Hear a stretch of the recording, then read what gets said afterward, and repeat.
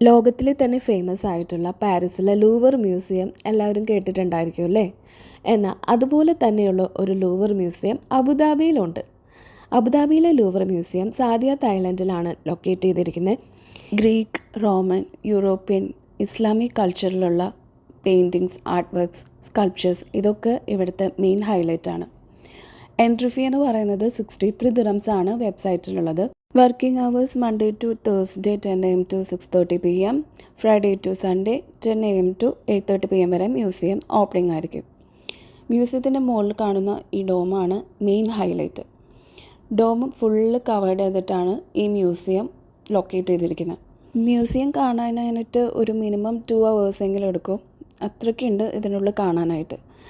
Opening ടൈമിൽ തന്നെ വരുന്നതാണ് കൂടുതൽ നല്ലത്. അപ്പോൾ നന്നായി ആസ്വദിച്ച് അധികം തിരക്കില്ലാതെ കാണാം. ഇനി പുറത്തിറങ്ങിയിട്ടായാലും ഒരു ഈവനിങ് ടൈമിൽ വരികയാണെങ്കിൽ ഈ വ്യൂ ഒക്കെ നമുക്ക് എൻജോയ് ചെയ്യാൻ പറ്റും.